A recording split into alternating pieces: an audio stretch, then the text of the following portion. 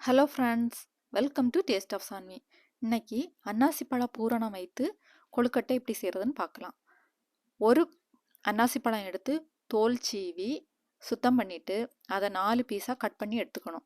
அதில் 3 பீஸ் எடுத்து இந்த மாதிரி கட் பண்ணிக்கோங்க. 1 கப்பு நாட்டு சர்க்கரையும் எடுத்துக்கோங்க. இப்போ கட் பண்ணி வச்சுருக்கக்கூடிய இந்த 3 பீஸ் அன்னாசி பழத்தையும் மிக்ஸி ஜாரில் சேர்த்து நல்லா நைஸாக அரைச்சி எடுத்துக்கணும். மிச்சம் இருக்கக்கூடிய ஒரு பீஸை அப்படியே வச்சுக்கோங்க. இப்போ பாருங்கள், நல்லா விழுதாக அரைச்சாச்சு. அடுத்ததாக ஒரு பாத்திரம் அடுப்பில் வச்சுக்கோங்க. அதில் 1 டீஸ்பூன் நெய் சேர்த்துக்கோங்க. அரைத்த அன்னாசி பழ விழுதையும் சேர்த்துக்கோங்க. சேர்த்துட்டு 1 கப்பு நாட்டு சர்க்கரையும் சேர்த்துக்கோங்க. சேர்த்துட்டு ஒரு ஸ்பூன் வச்சு நல்லா மிக்ஸ் பண்ணிக்கோங்க. இந்த அன்னாசி பழத்தோட கலரே மாறிடும். நாட்டு சர்க்கரை சேர்த்துருக்கிறனால அந்த கலர் நல்லா மாறிடும். இதை ஒரு மூடி போட்டு நம்ம வேக வைக்கணும். இந்த அன்னாசி பழத்தில் இருக்கக்கூடிய தண்ணி எல்லாமே நல்லா வற்றி ரொம்ப ட்ரையாக வரணும். அது வரைக்கும் நம்ம அதை வேக வைக்கணும். அதனால தீயை மீடியத்தில் வச்சு வேக விடுங்க. மூடி போட்டு வேக வைங்க. அப்புறமா மிச்சம் இருக்கக்கூடிய ஒரு துண்டு அன்னாசி பழத்தையும் இந்த மாதிரி நைஸாக அரைச்சி எடுத்துக்கோங்க. அடுத்ததாக கொஞ்ச நேரம் கழித்து நம்ம இப்போ ஓப்பன் பண்ணி பார்க்கலாம். கொஞ்சம் தண்ணி வற்றி இருக்குது. இனியும் நல்லா குறுகி வரணும். இந்த ஸ்டேஜில் ஒரு பவுல் நிறைய தேங்காய் எடுத்து இந்த அன்னாசி பழ விழுது கூட சேர்த்து நல்லா மிக்ஸ் பண்ணிக்கோங்க. தேங்காயும் சேர்ந்து நல்லா பூரணம் வெந்து வரணும். மிக்ஸ் பண்ணிவிட்டு திரும்பவும் மூடி போட்டு நம்ம வேக விட்டுறணும். மூடி போட்டு வேக வைக்கும்போது கொஞ்சம் இடைவெளி விட்டு மூடி போட்டு வேக வைங்க. அப்போ தான் அந்த தண்ணியெல்லாம் வெளியே ஆவியாகி போகும். ஆனால் முதல்ல ஃபுல்லாக கவர் பண்ணி வைக்கணும், இல்லாட்டா தண்ணியெல்லாம் வெளியே தெறிக்கும். இப்போது ஓப்பன் பண்ணிவிட்டு கொஞ்சம் ஏலக்காய் தூள் சேர்த்துக்கோங்க. சேர்த்துட்டு நல்லா மிக்ஸ் பண்ணிக்கோங்க. இப்போ பாருங்கள், நல்லா தண்ணியெல்லாம் வற்றி நல்லா குறுகி வந்துடுச்சு. இப்போ பூரணம் தயாராகிடுச்சு. அடுத்ததாக ஒரு பாத்திரத்தில் தண்ணி எடுத்து கொதிக்க வச்சுக்கோங்க. இன்னொரு பாத்திரத்தில் 1 கப்பு பச்சரிசி மாவு எடுத்துக்கோங்க. அதுக்கு கூட கொஞ்சம் உப்பு சேர்த்துக்கோங்க. நிறைய சேர்க்கக்கூடாது, கொஞ்சமாக சேர்த்து நல்லா மிக்ஸ் பண்ணிக்கோங்க. கூடவே அரைச்சி வச்சுருக்கக்கூடிய அன்னாசி பழ விழுதையும் சேர்த்துக்கோங்க. 1/4 கப்பு அன்னாசி பழ விழுதும் சேர்த்துக்கலாம்.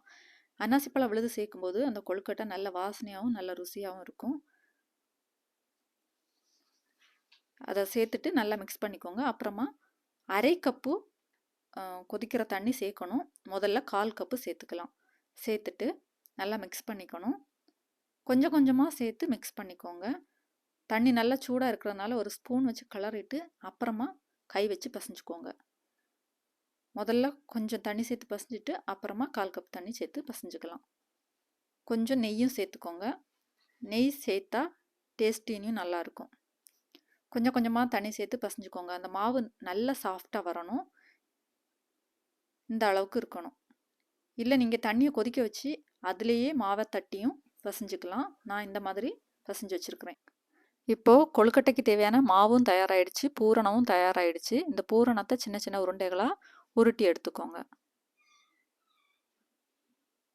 இப்போ இந்த கொழுக்கட்டை மாவை எடுத்து உருண்டைகளாக உருட்டிக்கலாம்.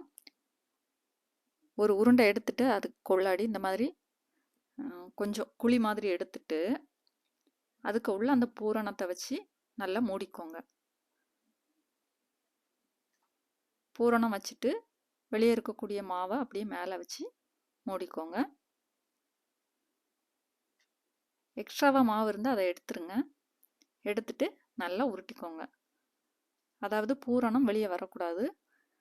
அந்த மாதிரி நல்லா அழகாக உருட்டி எடுத்துக்கோங்க. இப்போ நம்ம மாவுக்குள்ளாடி பூரணத்தை வச்சு கொழுக்கட்டை உருட்டி எடுத்தாச்சு. அடுத்ததாக ஒரு இட்லி பாத்திரத்தில் தண்ணி கொதிக்க வைங்க.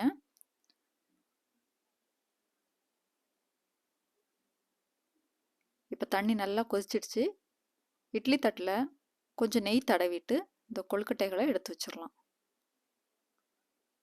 எப்போவுமே நம்ம ஒரே மாதிரியாக கொழுக்கட்டை செய்கிறதுக்கு பதிலாக ஒரு தடவை இந்த மாதிரி அன்னாசி பழத்துலேயும் செய்து பாருங்கள். டேஸ்ட் ரொம்ப நல்லா இருக்கும். நல்ல வாசனையாகவும் இருக்கும், டிஃப்ரெண்ட்டாகவும் இருக்கும். இப்போ மூடி போட்டு நம்ம வேக விட்டுறலாம். கொஞ்ச நேரம் கழித்து ஓப்பன் பண்ணி பார்க்கலாம். அன்னாசி பழ கொழுக்கட்டை சூப்பராக தயாராகிடுச்சு. நல்ல சாஃப்டாக அழகாக வந்திருக்கு. இப்போ இதை எடுத்து வேறு தட்டில் நம்ம மாற்றி வச்சிடலாம். நல்ல ஹெல்த்தியான, நல்ல டேஸ்டியான, டிஃப்ரெண்ட்டான அன்னாசி பழ கொழுக்கட்டை தயாராகிடுச்சு. பாருங்கள், உள்ளாடி பூரணம்லாம் சூப்பராக இருக்குது. இதே போல் நீங்களும் ஒரு தடவை செய்து பார்த்துட்டு இந்த அன்னாசி பழ கொழுக்கட்டை எப்படி இருந்ததுன்னு சொல்லுங்கள். இந்த வீடியோ பிடிச்சிருந்தா மறக்காமல் எங்கள் சேனலை சப்ஸ்கிரைப் பண்ணி சப்போர்ட் பண்ணுங்கள். லைக் பண்ணி, ஷேர் பண்ணி, கமெண்ட் பண்ணுங்கள். நன்றி. வாழ்க வளமுடன்.